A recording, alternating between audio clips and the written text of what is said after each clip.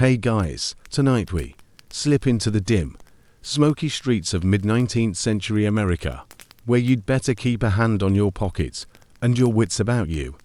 Imagine yourself in a place where money is as likely to be fake as real, railroads cut through raw prairie, and the word police doesn't exactly guarantee order. In this landscape of new fortunes and even newer crimes, one sharp-eyed immigrant is about to make himself unforgettable. You probably won't survive this unless you've got a knack for sniffing out danger before it bites. So, before you get comfortable, take a moment to like the video and subscribe, but only if you genuinely enjoy what I do here. And while you're at it, let me know in the comments where you're listening from and what time it is there. Now, dim the lights, maybe turn on a fan for that soft background hum, and let's ease into tonight's journey together. You're trudging across the cobblestones of Glasgow in 1819, the year Allan Pinkerton is born. The air tastes of soot and ale, and ship horns echo across the Clyde River. His family isn't wealthy. His father, a police officer, dies young, leaving Allan to apprentice as a cooper, a humble barrel maker. It's the kind of job that leaves your hands calloused and your back bent, but it keeps bread on the table. There's nothing in this world yet to suggest this boy will one day command armies of detectives and guards. Fast forward. In 1840, Allan marries Joan Carfrae, a fellow Scot with a backbone as firm as his. Within a year, they board a ship bound for America. You picture yourself on that deck wind whipping the Atlantic endless. He isn't chasing glory, he just wants work, like thousands of immigrants. Chicago, then still a muddy frontier town, will be his landing ground. Life is rough. Pinkerton builds barrels on the banks of the Fox River in Illinois. One day, while scouring for wood, he stumbles on a group of counterfeiters hiding out in the brush. Imagine the scene. Allan crouched behind trees, watching ink-stained men crank out fake bills. Instead of running, he reports them, helps capture them, and suddenly he's more than a cooper. Local sheriffs nod. This man has a nose for crime. That moment is often cited as the spark. Historians still argue whether Pinkerton intended to play detective or if it was just a stroke of chance. Either way, Chicago police soon tap him as an investigator.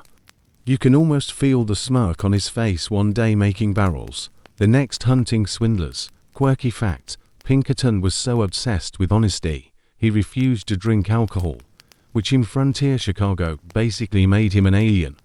In a culture where every saloon doubled as a meeting hall, Allan stood out. His abstinence became both a badge of pride and, you suspect, an excellent way to stay alert when everyone else was wobbling. By 1849, you see him formally appointed as Chicago's first detective. That title doesn't carry much prestige yet. Detective isn't a household word. But Pinkerton is already imagining something larger, a corps of professionals who don't just chase drunks, but dismantle whole criminal webs. America, stretching rail lines and pumping out counterfeit cash, is fertile ground for such dreams. The reality check. Chicago at mid-century is a cauldron of fire risk, cholera, and corruption. You wouldn't last long without tough friends. Pinkerton doesn't just survive, he thrives. With his Scottish burr, his rigid ethics, and his love of detail, he's laying the groundwork for what will become the most feared detective agency in the nation. And just think, all because a barrel maker went looking for wood. You're still in the noisy streets of Chicago, and by now Allan Pinkerton's name carries just enough weight to earn whispers in the back rooms of taverns. He's not a household figure yet, but criminals have begun to frown when they hear the name. The reason? His knack for sniffing out counterfeit money, America's plague of the 1840s. Picture yourself pulling a bill from your pocket in 1845. Odds are nearly 1 in 3 that the note is fake. Banks print their own currency, designs vary wildly, and forgers have a field day. It's like trying to pay for groceries with monopoly money and hoping the cashier doesn't notice. Into this chaos steps Pinkerton. He isn't some genius chemist. He's a patient, stubborn watcher. He studies paper fibers, ink smudges, even the hand a man uses to pass a bill. You trail behind him down creaky wooden sidewalks as he corners known passers of fake currency. The story that sticks comes from his raid on a gang operating near Dundee, Illinois. Their lair is cluttered with plates for engraving, half-finished, notes, and the acrid stench of chemicals. When Pinkerton leads a party to storm the shack, the counterfeiters scatter like startled cats. But Allan and his men nab enough evidence to choke the courts for weeks. Suddenly the local papers can't get enough of him. Pinkerton the Watchful. Mainstream fact. In 1849, after these busts, Pinkerton becomes not just Chicago's first official detective, but also a deputy sheriff for Cook County. The city is swelling, railroads are arriving, and a man who can tame counterfeiters is worth his weight in gold, or at least in stable paper currency. Quirky tidbit. Pinkerton's love of disguises begins here. He once tracked a suspect while pretending to be a traveling Bible salesman. Imagine Allan with a thick Scottish accent, trying to sell Holy Scripture while peeking at the bulge of counterfeit bills in a pocket. Not exactly Broadway-level acting, but effective.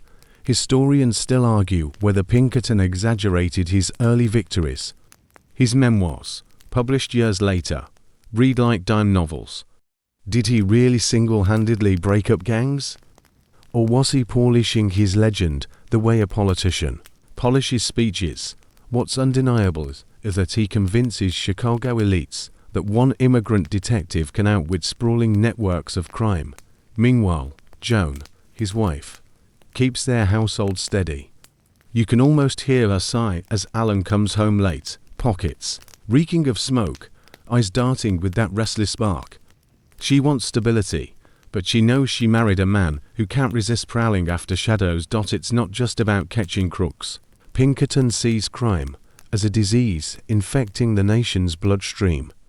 With counterfeiters busted, railroads eye him as a guardian. Conductors whisper, "That Scot is the one who will keep payroll safe." You imagine heavy iron safes loaded onto trains, guarded by Allan's men. The seeds of a national detective service are quietly sprouting.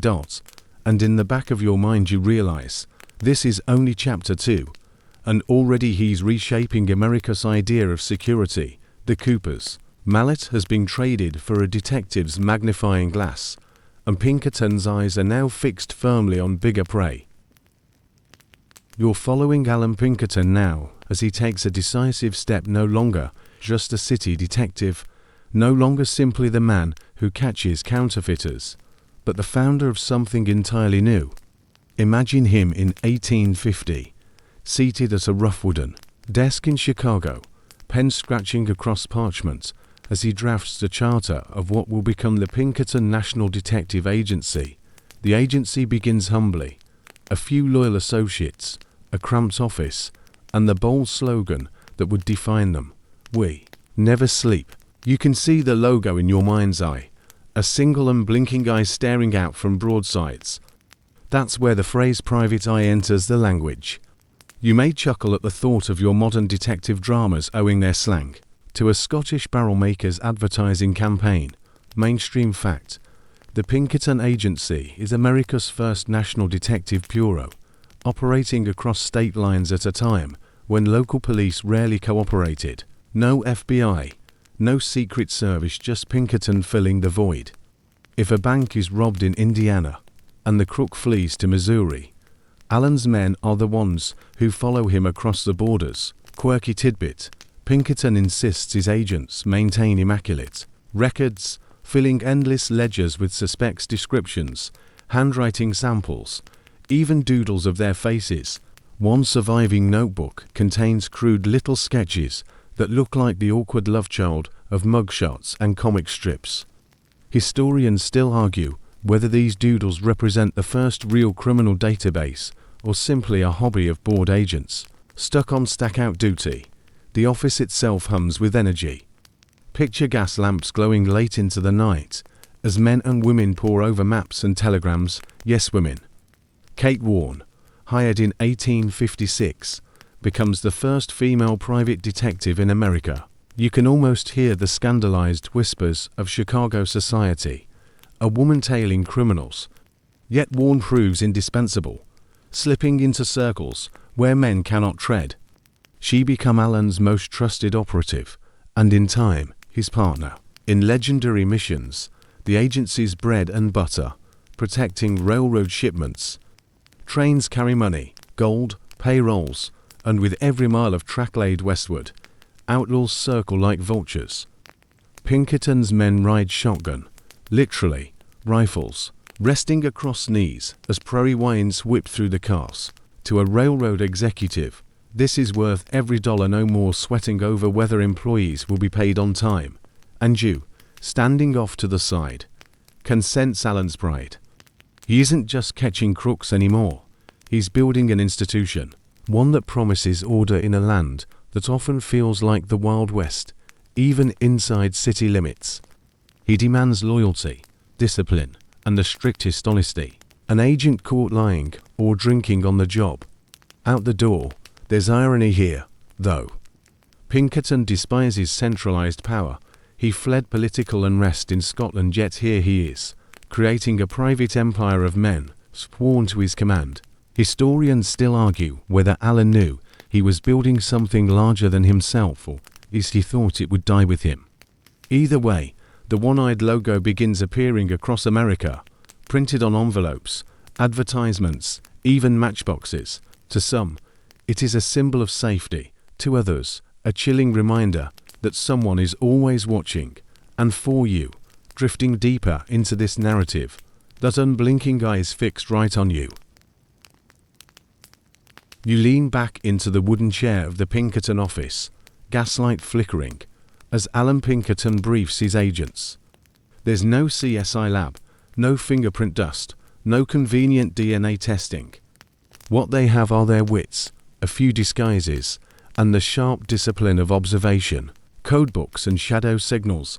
This is where their strange little world begins to feel like something out of a spy novel. Imagine an agent trailing a suspect down Chicago's Dearborn Street. He can't exactly shout across the crowd, "I've got him." Instead, Pinkerton teaches silent hand gestures.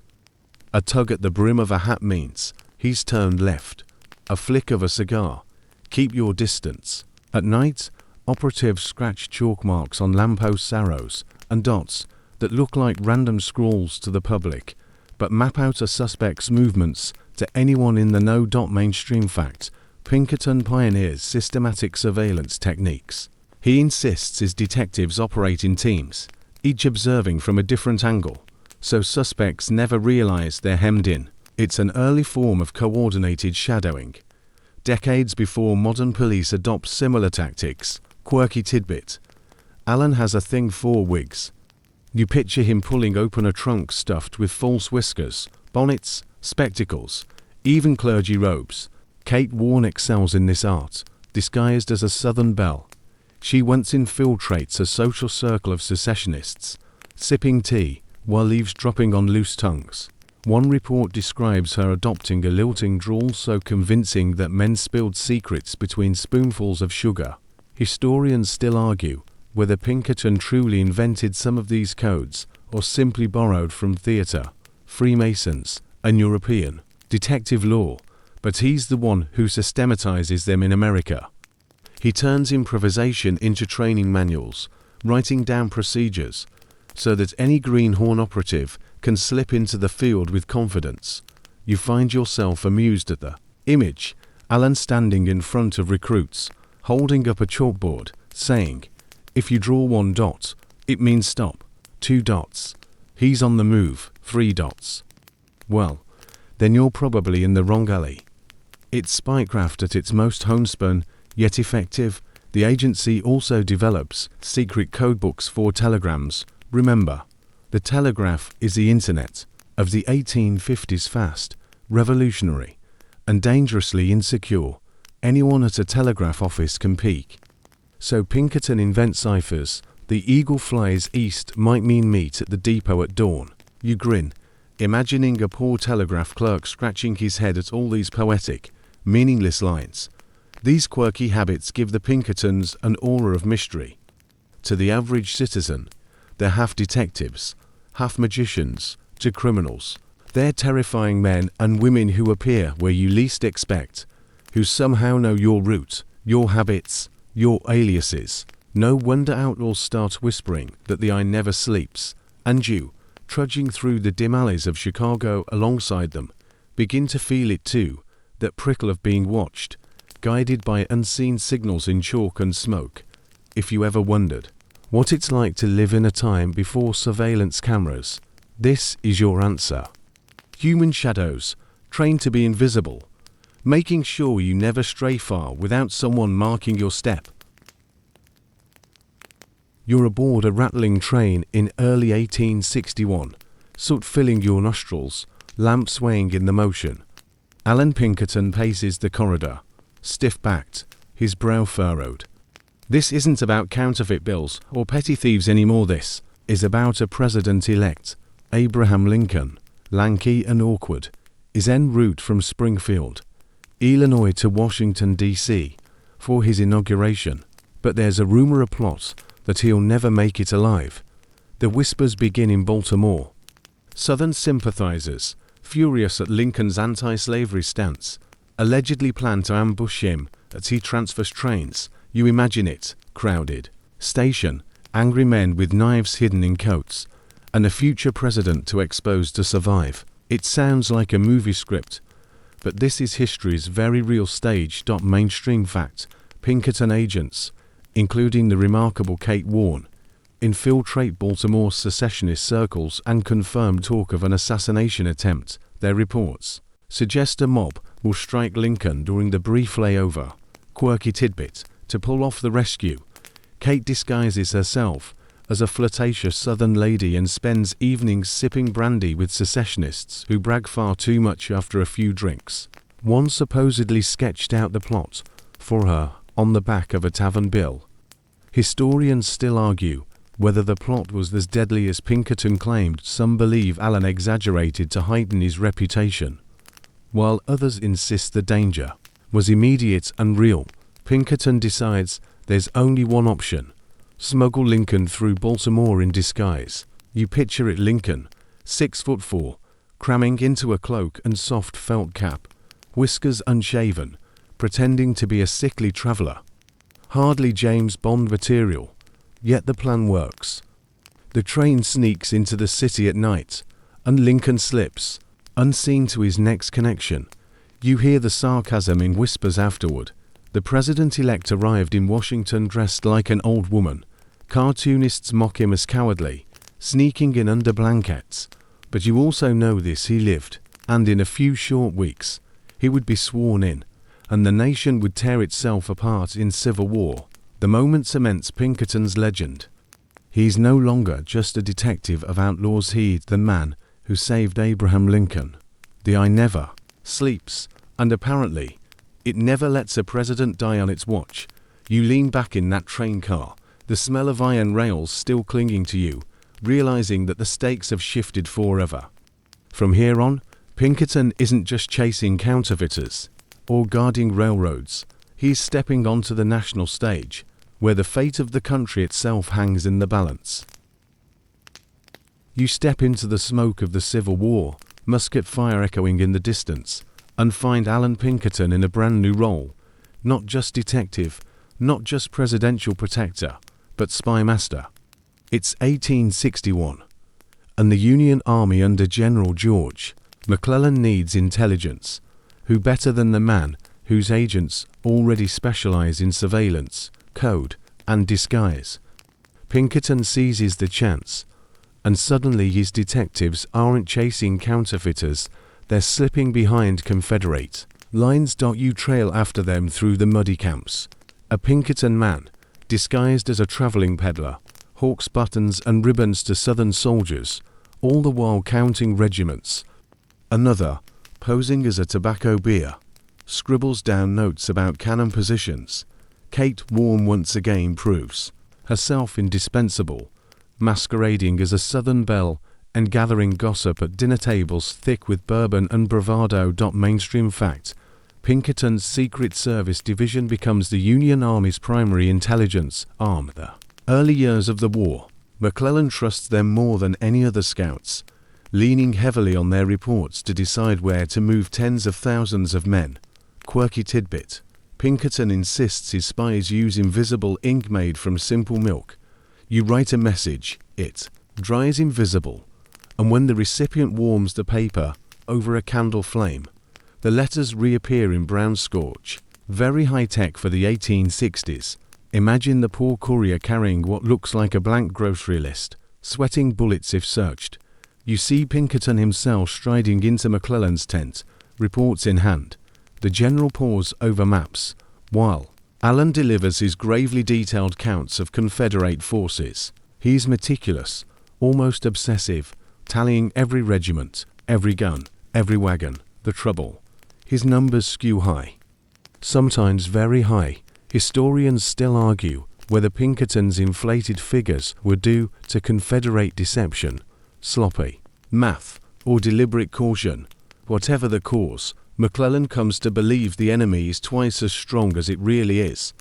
And that fear shapes the war. McClellan delays, hesitates, waits for reinforcements that never seem enough. Meanwhile, Lincoln fumes in Washington, begging his general to attack.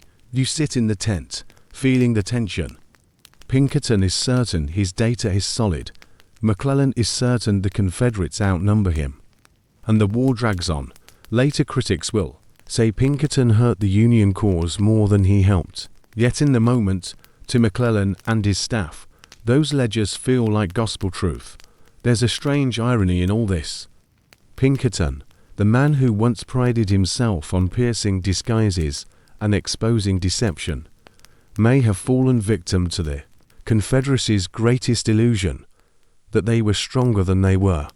Still, his agents work tirelessly, slipping through enemy lines, dodging patrols, and risking death daily.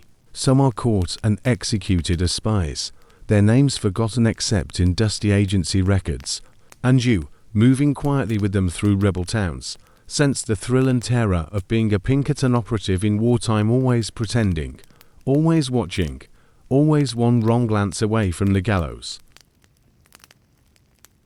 You're hunched over a campaign map with candles guttering in the draft, and Allan Pinkerton is once again in the tent with General George McClellan.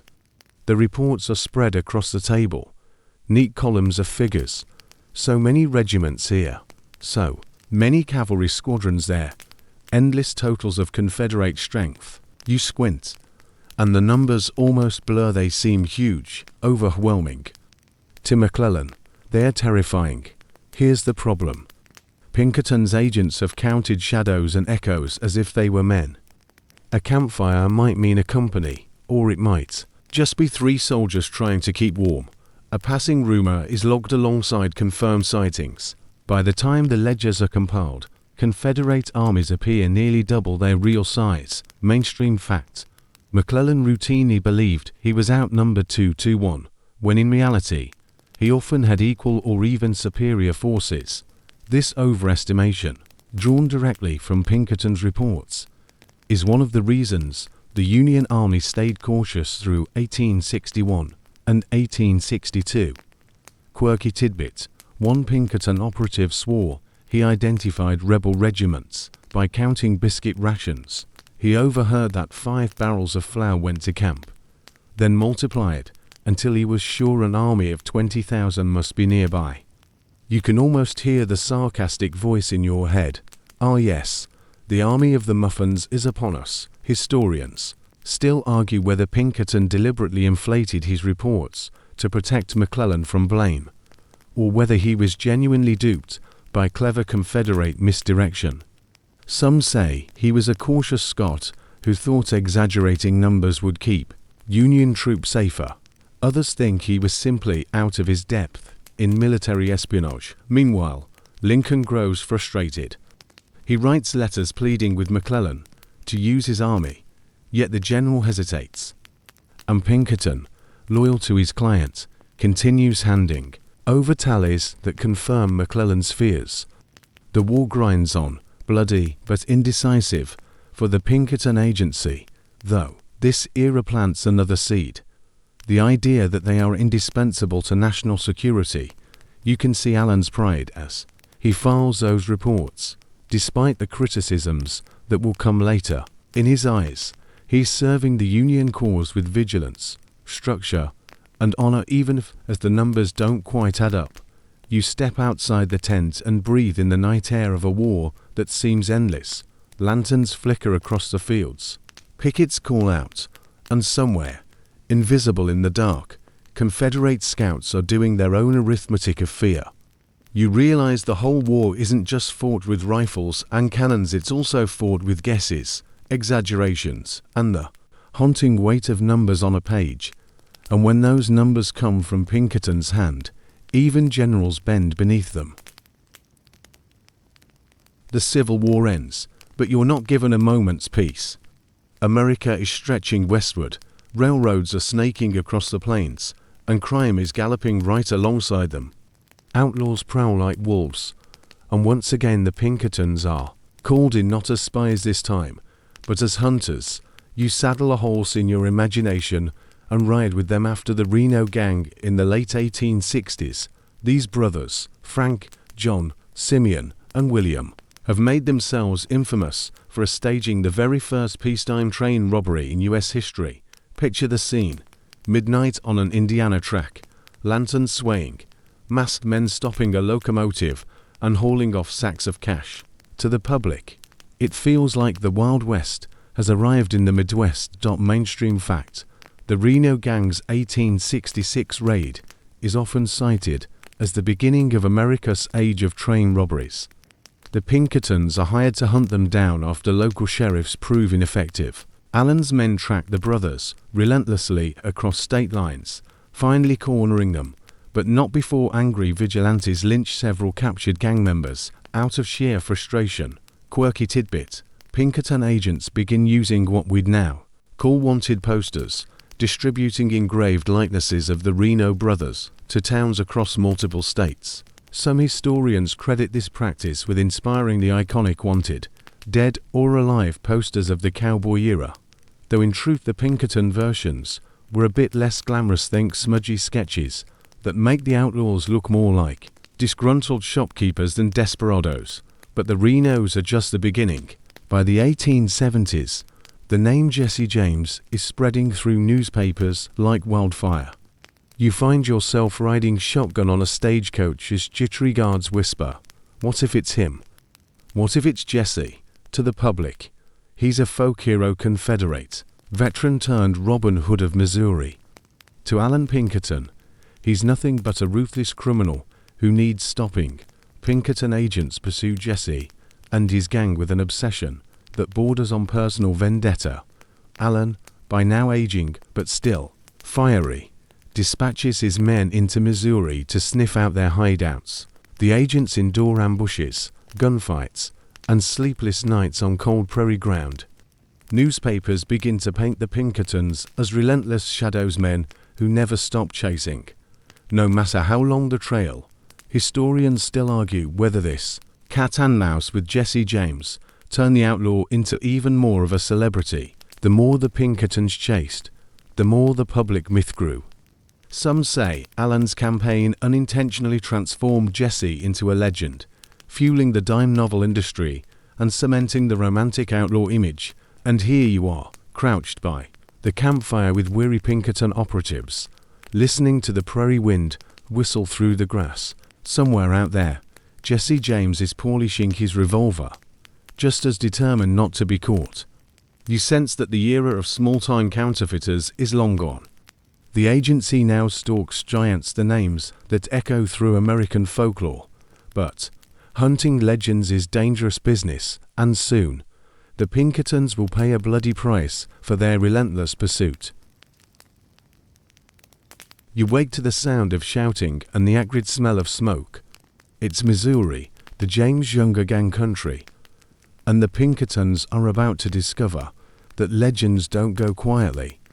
For years, Allan Pinkerton has treated Jesse James as a personal enemy, and in 1875 he orders a raid on the James family farm near Kearney. You creep along in the dark with the operatives, lanterns bobbing, guns cocked. The house is quiet, children asleep inside. Then someone hurls an incendiary device, a crude bomb, through the window. The blast rips through the home. Jesse's half-brother Archie, just 8 years old, is killed instantly. His mother, Zerelda, loses part of her arm. You can almost hear the screams echo across the fields. The Pinkertons retreat, but the damage is done. In that instant, public opinion shifts dramatically. The James family, once seen as ruthless outlaws, are recast by many as victims of brutal overreach. Mainstream fact: the botched 1875 Pinkerton raid became one of the agency's most infamous failures, fueling sympathy for Jesse James and his gang. Newspapers carried the story of the dead child far and wide, and the Pinkertons were vilified as merciless, quirky tidbit. Jesse James himself mailed mocking letters to the press, signed with grand flourishes, painting himself as a persecuted hero. One even dared Allan Pinkerton to come himself and fight like a man. Imagine Allan, aging and gout-ridden, slamming the paper down in rage. Historians still argue whether Allan ordered the raid personally or whether his field operatives acted with too much zeal. The truth is tangled in reports that contradict each other. The tragedy didn't stop the agency's pursuit. In 1876, the James Younger gang attempted to rob a bank in Northfield, Minnesota. You stand outside the First National Bank with townsfolk on a warm September afternoon. The gang bursts in, revolvers drawn, but the citizens fight back. Farmers and shopkeepers grab rifles, firing from windows and alleys. When the smoke clears, two bandits lie dead, and the rest flee wounded. The Pinkertons weren't the ones pulling the triggers at day, but their relentless pressure had driven Jesse's gang into increasingly desperate moves. And yet, Jesse slips away, again and again. His legend only grows. By the time he's finally killed in 1882, not by Pinkertons, but by his own associate, the story of Jesse James has become larger than life. You stand in the ashes of the James farm and realize the irony. Allan Pinkerton, determined to crush outlaw myth-making, accidentally amplified it. The eye that never sleeps had seen too much, done too much, and now bore the stain of a child's death. The agency's reputation would never again be simple. Protector to some, oppressor to others. By the end of the 1870s, everyone in America knew the Pinkertons, and whether they feared them or despised them, no one could ignore them. You're standing at the gates of a steel mill, the clang of hammers echoing through the valley. It's the 1880s now, and America is in the throes of the Gilded Age. Railroads stretch coast to coast, factories roar, and fortunes tower higher than smokestacks. But with wealth comes unrest. Workers, choking on dust and 14-hour shifts, demand better pay and safer conditions. And when strikes erupt, who do the factory barons call? The Pinkertons. You watch them arrive by train, rows of broad-shouldered men in uniform coats, rifles slung casually over shoulders. They are no longer just detectives chasing counterfeiters or outlaws. They are private armies for hire. Company bosses see them as protectors of property. Workers see them as mercenaries sent to crush their voices. Mainstream fact: by the late 19th century, the Pinkertons had grown into a sprawling force of thousands of active operatives and reserve guards. They were hired to guard railroads, mines, and factories, especially during strikes. Their presence often inflamed tensions, as workers felt they were facing soldiers rather than negotiators. Quirky tidbit: the Pinkertons developed detailed files on labor leaders, sometimes so detailed they recorded favorite taverns, hobbies, even sweethearts. One agent described a union organizer as fond of lemon pie, which, while charming, didn't exactly justify surveillance. You imagine Allan Pinkerton gurgling over that note, though maybe not, given how deadly serious the conflict was becoming. Historians still argue whether the Pinkertons worsened the labor wars or simply reflected the brutal realities of the age? Did their guns escalate violence? Or would blood have flowed regardless in a country where strikes often drew militia and cannons? For the workers, the message was clear: speak out, and you might face the eye. Strikers hissed Pinkerton thug as an insult, and ballads painted them as the enemy of the workingman. Yet for the wealthy industrialists, they were indispensable. Payrolls were protected, picket lines were broken, and company stockholders slept easier. You stand there in the smoke, torn between perspectives. On one side, weary men in threadbare clothes shout for bread and dignity. On the other, polished agents level rifles and insist they are maintaining order. And looming above it all was the unblinking eye, watching, judging, recording every move. The Pinkertons had gone from chasing shadows in alleyways to shaping the destiny of an industrial nation. But as you'll see, the clashes ahead would be far bloodier than anything Allan could have imagined when he stumbled upon counterfeiters in an Illinois thicket decades before. You're standing on the Monongahela River in Pennsylvania, the air heavy with coal smoke, and the year is 1892. The Homestead Steel Strike is about to explode into what people will later call America's mini-civil war. It isn't a battlefield. In Virginia or Tennessee, it's the very heart of industrial America, where steel barons clash with their workers, and the Pinkertons march straight into the storm. Picture the scene: Homestead, a company town dominated by Andrew Carnegie's massive steelworks. The men who pour molten iron and endure blast furnaces are exhausted, underpaid, and furious at wage cuts. Henry Clay Frick, Carnegie's ruthless lieutenant, decides he's had enough of bargaining with the union. He builds a 12-foot fence around the mill, topped with barbed wire and searchlights, nicknamed Fort Frick. To staff it, he hires the Pinkertons.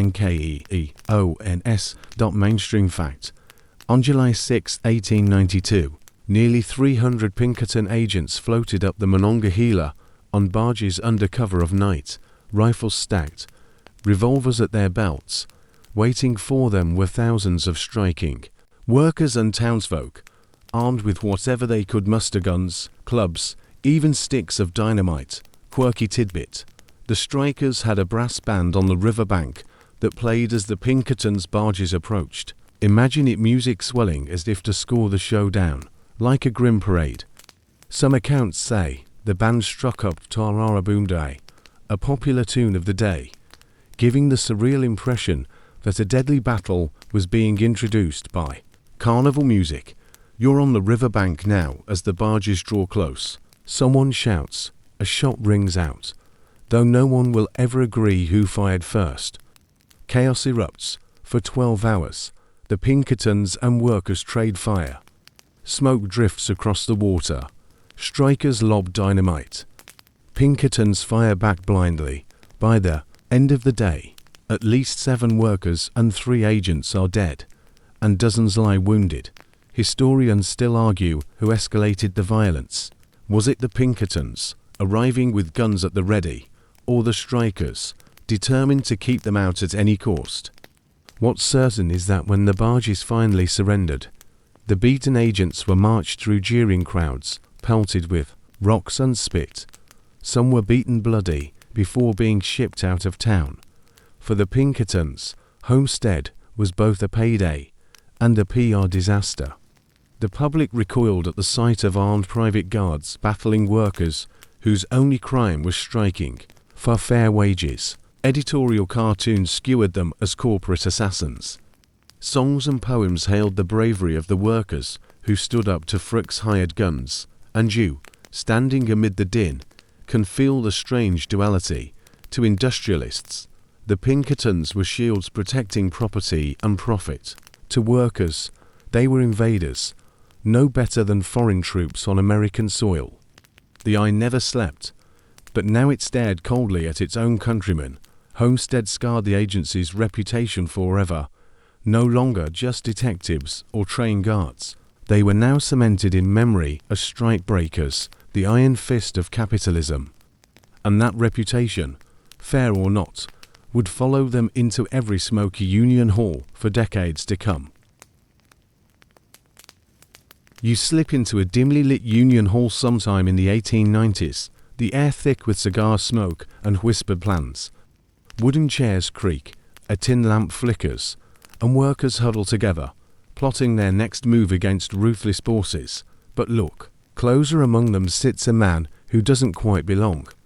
His shoes are too polished, his questions just a little too eager. He nods along, buys a round of beers, then later slips out to file his report. Yes, he's a Pinkerton spy. After Homestead, the agency realizes that open confrontation with rifles and barges brings too much bad press. So, they lean harder into infiltration, disguises, false identities, and patient listening become their weapons of choice. Some agents pose as miners, hammering rock by day and scribbling notes by night. Others worm their way into leadership roles, steering unions off course from the inside. Mainstream fact: the Pinkertons became infamous for their labor espionage programs in the late 19th and early 20th centuries, infiltrating groups like the United Mine Workers and the American Railway Union.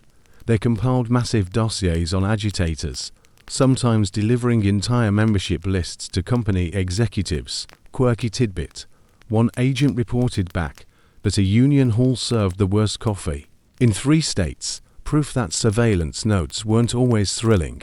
Another proudly confessed to leading drunken sing-alongs just to win trust. Imagine Pinkerton operatives belting out off-key labor anthems while secretly plotting to sink the movement. Historians still argue whether these spies actually prevented violence or simply deepened mistrust. Some say they averted strikes by warning companies ahead of time. Others claim they provoked fights deliberately, hoping to justify a crackdown. What's undeniable is that their presence created paranoia. Workers suspected everyone. A new recruit at a meeting. Better watch him, he might be one of them. You sit quietly in the back of that hall, feeling the tension. Men speak of solidarity, but their eyes dart suspiciously. A misplaced question can turn comrades into suspects. The eye has crawled inside their very thoughts and outside. Company bosses nod approvingly as Pinkerton reports arrive on their desks. Names, dates, plots all catalogued neatly. To them, it's simply good business. To the workers, it feels like betrayal, like the very walls have ears. The irony isn't lost on you. An agency that once saved a president now undermines ordinary men fighting for bread and dignity. Their victories are invisible. No shootouts, no headlines, just meetings quietly derailed and strikes strangled before they begin. Yet these victories cut deep into the heart of labor's struggle. You leave the hall and step into the chill night air, realizing that for many Americans, the Pinkertons are no longer the heroes who stopped counterfeiters or saved Lincoln. They are the shadows in the room, the uninvited guest at every gathering, the constant reminder that the eye never sleeps even when all you wanted was a decent cup of coffee and a fair day's pay. You find yourself in a crowded newsstand on a busy city corner. The year is edging toward the 20th century, and headlines shout in bold print. On the racks are dime novels cheap, sensational paperbacks with lurid covers, Gunsmoke, bandits, brave detectives. Flip one open, and who do you see stalking through the pages?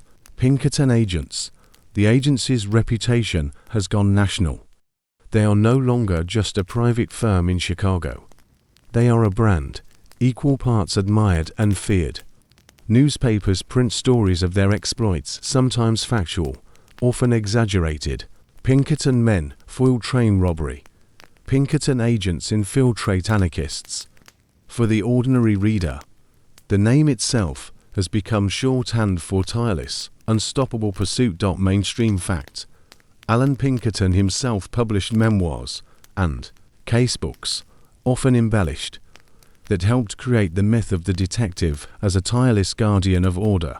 These books circulated widely, feeding public fascination and inspiring writers from Arthur Conan Doyle To American pulp authors, quirky tidbit, one dime novel depicted a Pinkerton agent single-handedly lassoing 3 desperados at once, a feat so ridiculous you can't help but laugh. The real agents, trudging muddy alleys and enduring endless stackouts, probably rolled their eyes at such tales. Still, the public ate it up. Historians still argue whether Pinkerton encouraged this myth-making, deliberately or simply let it happen. Allan certainly understood publicity he'd plastered his We Never Sleep logo across America decades earlier. Did he realize that dime novels and newspapers would turn his agency into both legend and boogeyman? Either way, the effect was unstoppable. Hollywood soon joined the chorus. Silent films and later westerns cast Pinkertons as the men in dark coats, always looming, sometimes heroic, sometimes sinister. Outlaws like Jesse James achieved immortality through cinema, but so did the men who hunted them. You stand in the flicker of a Nickelodeon projector, watching a dramatization of agents chasing bandits across dusty plains. The audience gasps and cheers, even though the real events were far messier, more tragic. The line between history and entertainment has blurred. To Americans, the Pinkertons are not just detectives, they are archetypes, part of the country's mythology, like cowboys or pioneers, but myths cut both ways. For every story that painted them as guardians, another portrayed them as hired thugs. Songs sung in union halls condemned them, while children played games pretending to be Pinkerton. Agents catching robbers, love them or hate them, the eye was everywhere on the page, on the screen, in the imagination of a nation still deciding what it thought of authority. And you, standing amid the newsprint and the popcorn, realize the Pinkertons have transcended their origins. They are no longer just men and women with badges, they are symbols. Symbols of safety, of fear, of the unsettling truth that someone, somewhere, is always watching. You step away from the newsstand's glare and into a quieter corridor of time, where myth gives way to ledgers, signatures, and the steady shuffle of succession. Allan Pinkerton grows older, in your mind's eye stiffer stride, heavier brow, the trunk of wigs and whiskers now more a relic than a tool. The man who once chased counterfeiters through brush and smuggled a president under blankets will not live forever. No one does, not even the eye. He dies in 1884, and the agency he built does exactly what he trained it to do. It keeps moving. His sons take the reins. You can feel the division of labor as if you're standing in both rooms at once. William Pinkerton presiding over the Chicago office with the gruff practicality of the Midwest, and Robert A. Pinkerton shaping the New York branch with an East Coast polish. Brothers, partners, sometimes rivals, they run the family firm the way you'd run to locomotives on parallel tracks close enough to whistle, far enough not to collide.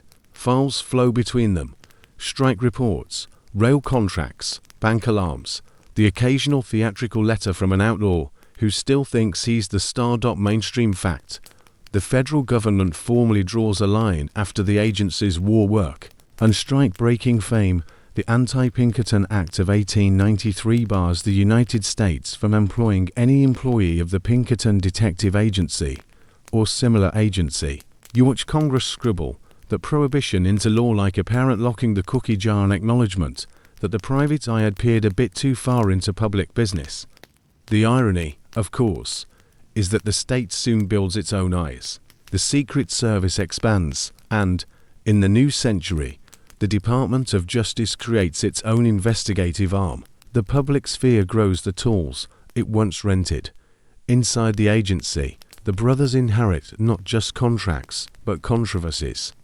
James McParland, the same operative who burrowed into the Molly Maguires in the coal fields, keeps shaping headlines and courtrooms. The agency's labor files thicken by the day. You turn a page and the lists feel endless. Union secretaries, meeting times, favorite taverns, even that immortal note about a leader's fondness for lemon pie. Somewhere in the margins, you jot a sleepy joke to yourself if the singing doesn't sink the strike. the pastry intel white, the humor is a safety valve. The work is serious and the stakes keep drawing blood. Quirky tidbit: the stories of Allan's death are as odd as some of his disguises. One oft-repeated account says he slipped on a Chicago sidewalk, bit his tongue. An infection set him fatal in an era when a cut could outvote a doctor. If you've ever navigated a windy city freeze in worn boots, you understand how a sidewalk can stage its own ambush. The man who dodged bullets and mobs may have been undone by winter and gravity, history's way of reminding you that menace doesn't always wear a mask. The brand, meanwhile, grows heavier than any single man could carry. We never sleep.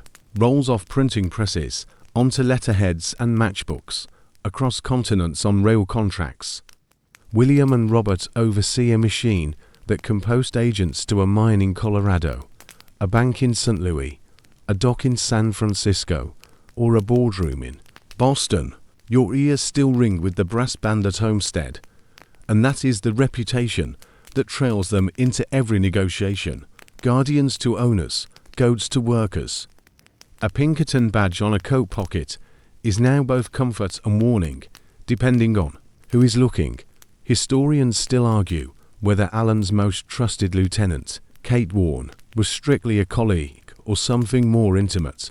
The record keeps its secrets, carefully phrased letters, shared assignments, a closeness that blends respect with rumor.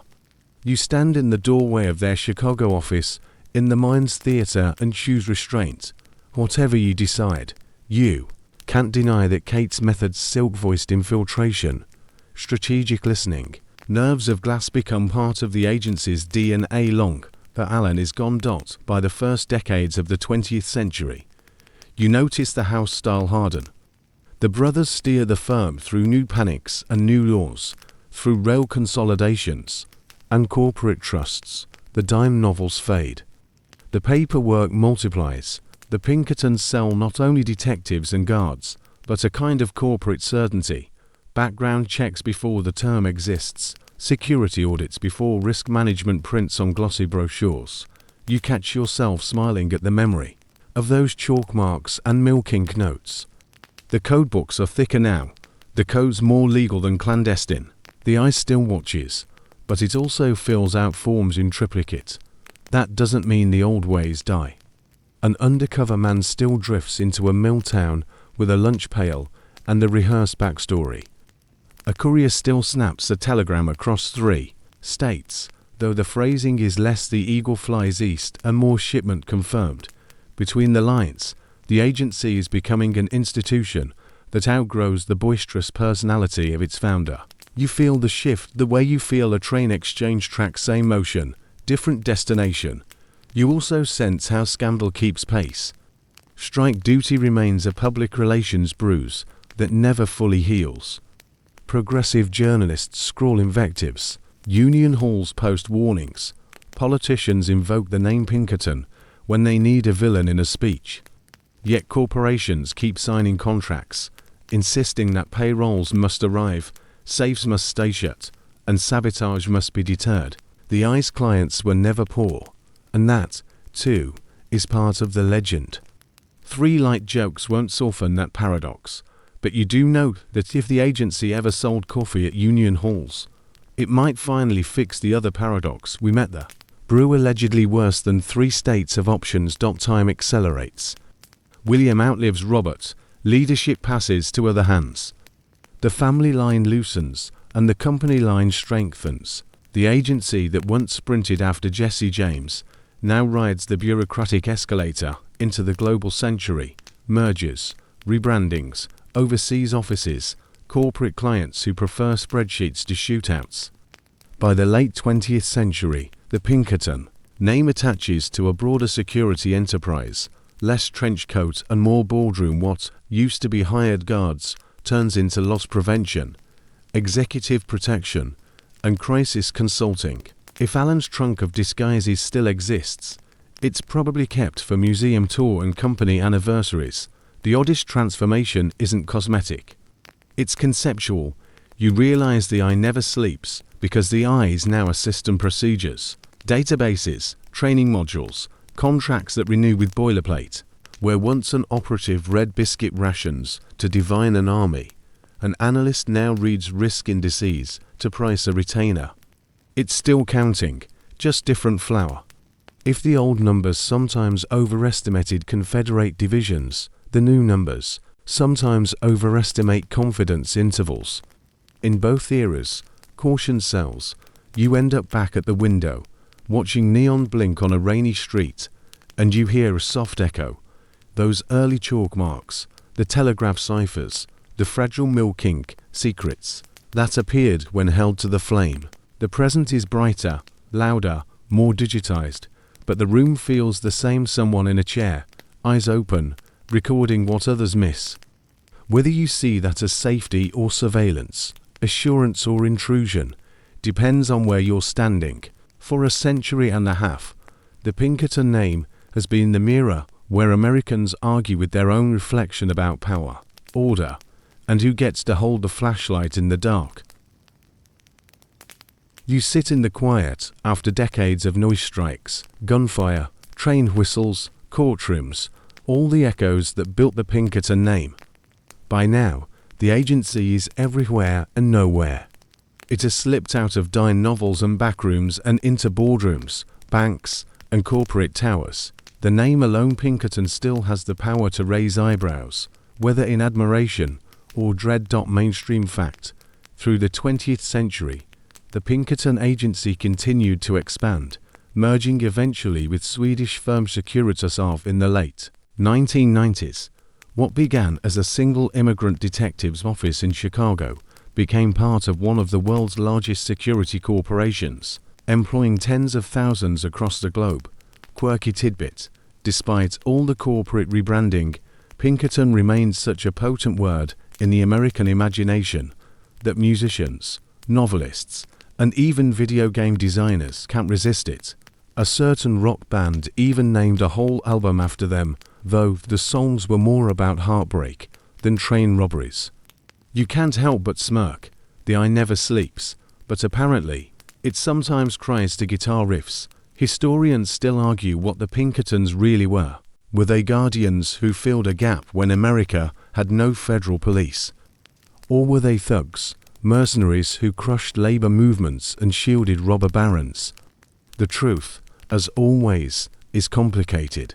They saved Abraham Lincoln, yes, but they also left a child dead in a farmhouse. They created the first real criminal databases, but they also created distrust so deep that workers suspected their own comrades. They professionalized security, but they also sold their services to whoever could afford them.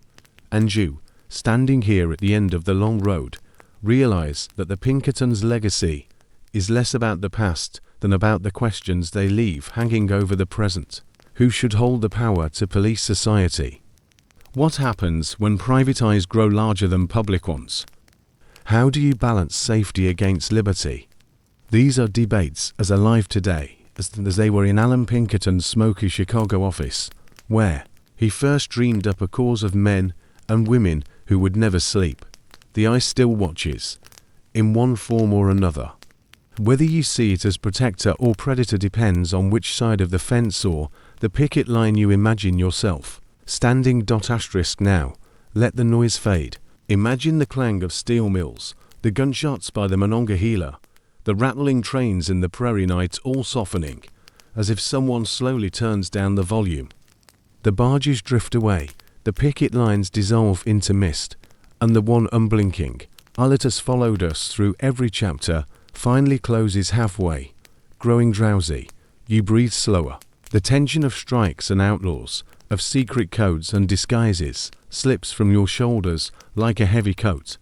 The Pinkertons, with all their contradictions, step back into the pages of history where they belong. They become faint silhouettes sometimes, heroes, sometimes villains, but always remind us that power has many faces. Picture Allan Pinkerton himself, older now, setting aside his files and taking one last look out a rain-streaked Chicago window. The gas lamp flickers, the streets outside are quiet, and for the first time in a lifetime of vigilance, he allows himself a moment of rest. His trunk of wigs, his codebooks, his reports all tucked away, gathering dust, fading into relics of a bygone world. And you, in the comfort of your own room, dim light and perhaps a soft hum of a fan nearby, know that the stories are still there, waiting to be remembered when the world grows restless again. For now, though, you can let them go. You can close your eyes, secure in the knowledge that the Pinkertons, with all their mystery and menace, are not on your doorstep tonight. They're only whispers in the long corridors of the past. So, rest easy, let the eye close. Sleep comes quietly, and history can keep watch until morning. Asterisk.